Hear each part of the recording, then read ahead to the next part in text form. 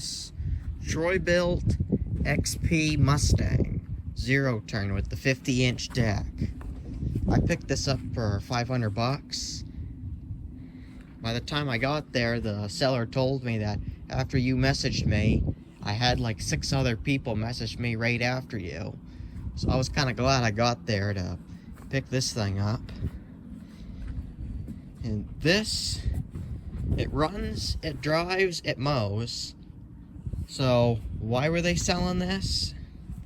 Well, from what I can see, part of the issue that this had was underneath here, this muffler was loose. I just tightened up this hose clamp that they put underneath here. As well as when you started this up, it would drive slow. And I noticed underneath here, there's, where is it? Right there, that bolt. If you loosen that, this will adjust the drive belt, and it was loose. So I just adjusted it so the belt was tight, and it drives fine now.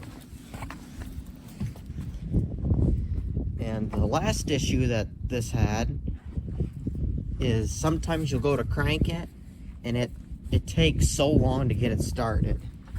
Let me see if I can demonstrate it. Brake nut on.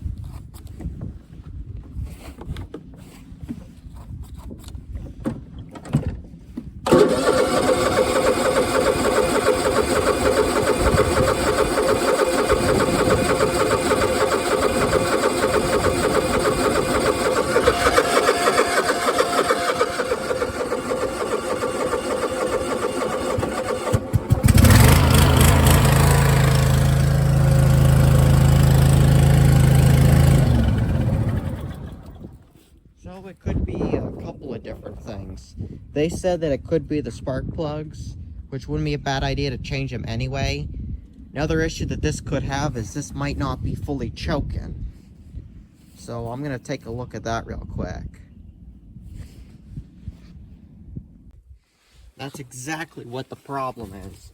You see, when I engage the choke fully, I can come up here, and this still goes up farther. So, what I'm gonna do, loosen this screw, pull this back all the way.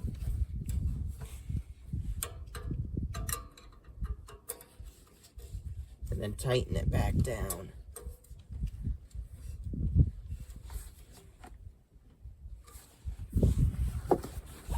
Now, it's up all the way. No choke, full choke.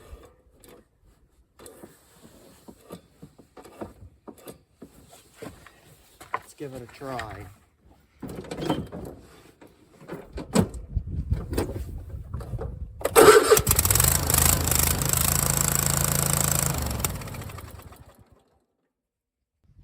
I do notice that this machine does have a little bit of a snap and pop to it when it runs. So I'm going to change both these plugs while I'm here. If they are what I think they are for spark plugs, then I'll use my smallest socket that I have. And it is.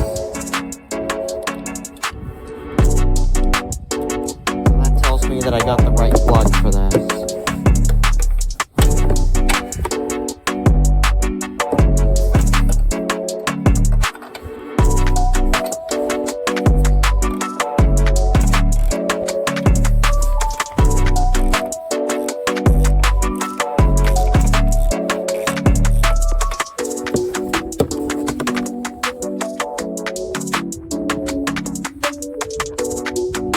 Told by the previous owner that these were the original plugs.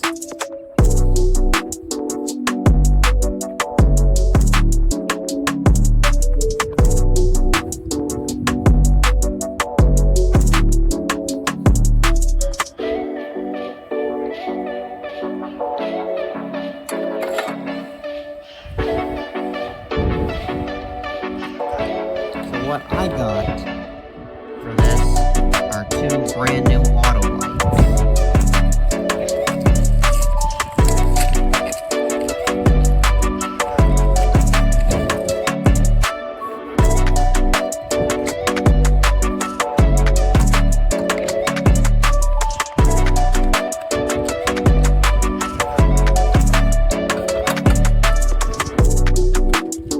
So what I got for this are two brand new Autolites.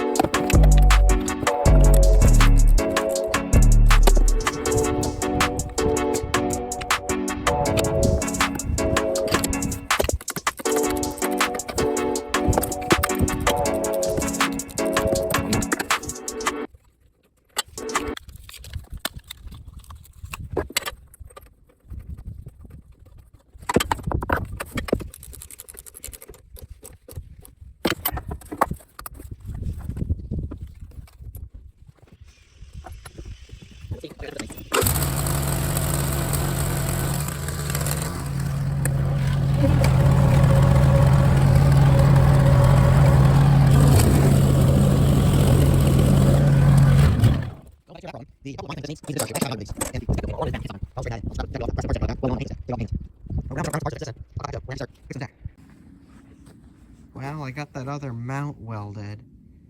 It doesn't really look the greatest, but it'll work. I'm not the greatest welder in the world. I'm just handy, that's all. And although it looks bad, it does hold. So I don't think that's gonna break off very easily. What I do need to do now is jerk this deck off, clean it up, bring it in the shed, and paint it. So I'll cut back to once I get the deck off.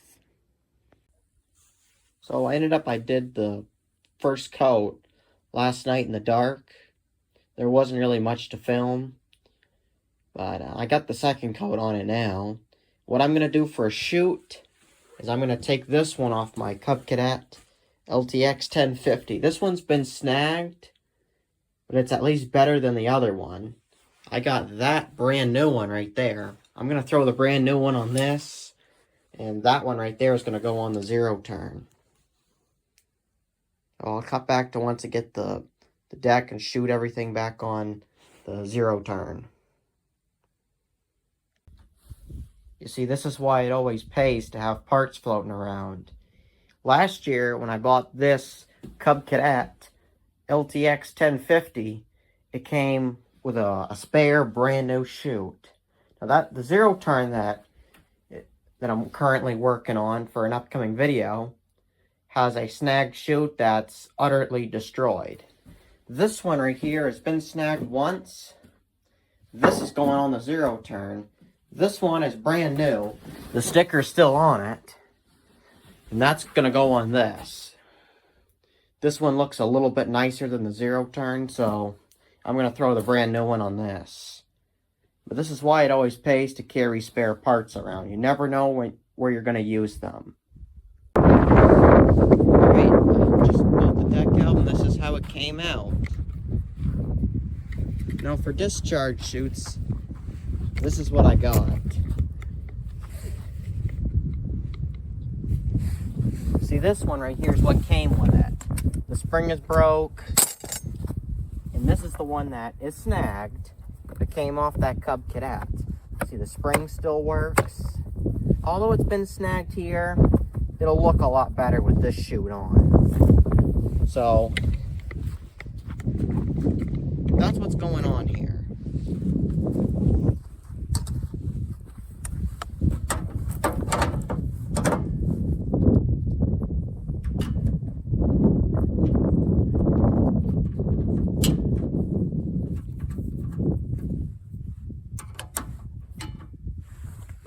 Grabbed the wrong wrench.